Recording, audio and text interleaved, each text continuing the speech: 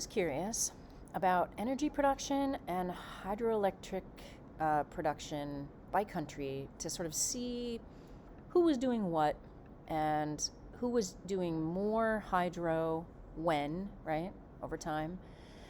The energy production over here, these are both energy production by total, by per person, because what I wanted to do is compare, if we just do total energy production, a country with more people is going to be producing more electricity because you have more people to use it, right?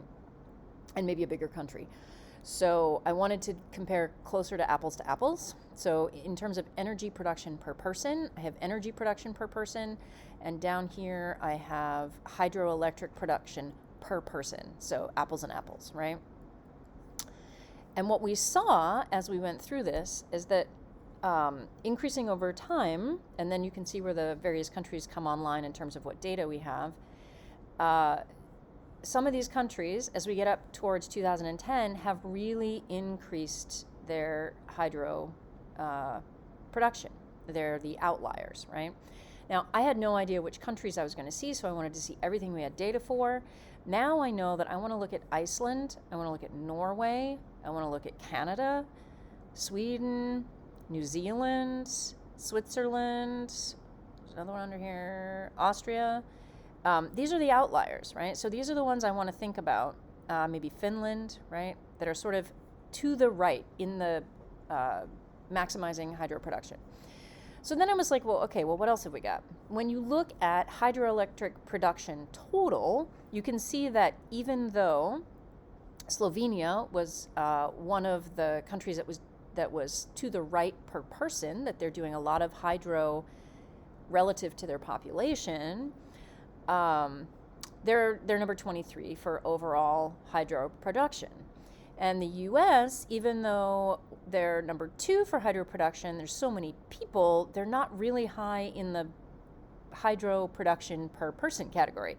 So this is where the data gets a little bit interesting and becomes really important to decide what you are comparing and how you're comparing it. So understanding what's underlying there. So with that information in hand, I went over and I said, okay, well, show me a few of these.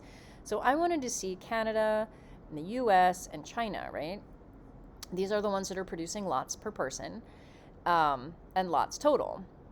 And then we have down here were some of the other ones that were in the also ran category in terms of hydro per person. They were producing quite a bit, but you can see how even Iceland, which was quite the outlier back here, this is your Iceland, there's Iceland, right,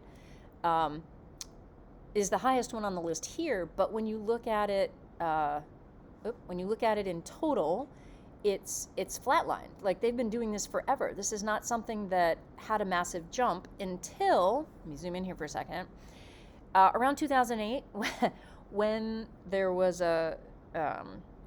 the market crash, the real estate market crash, and Iceland's banks were underwriting a lot of that. And so there was a big to-do in Iceland. And they all of a sudden had sort of less financing to do a lot of things, and they reconsidered a lot of what they were doing. And so now they bumped that hydro up, so they're not importing as much other fossil fuels and other energy that they might need.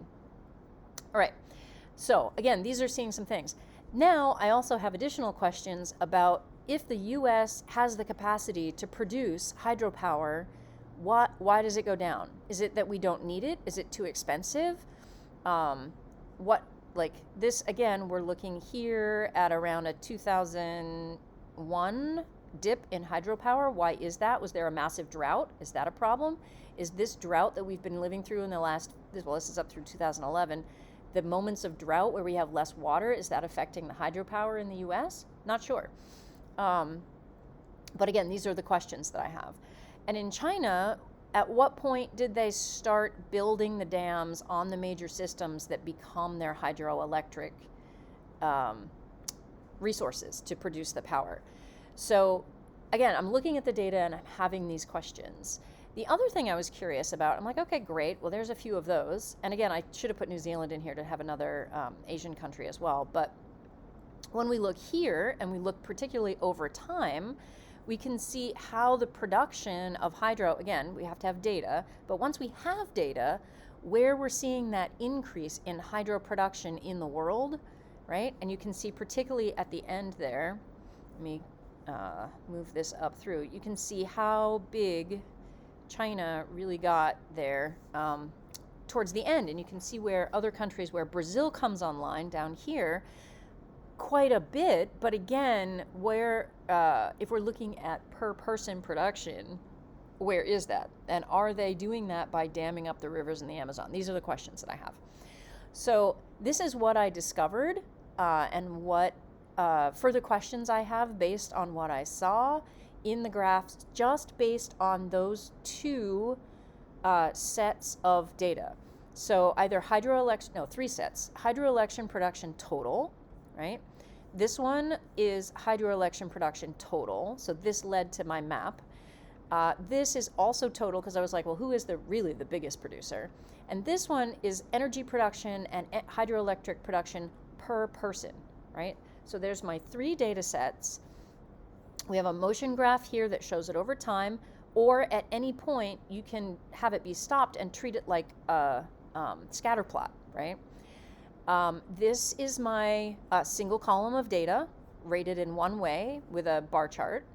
And this is my single column of data showing me from several countries so I can compare, right?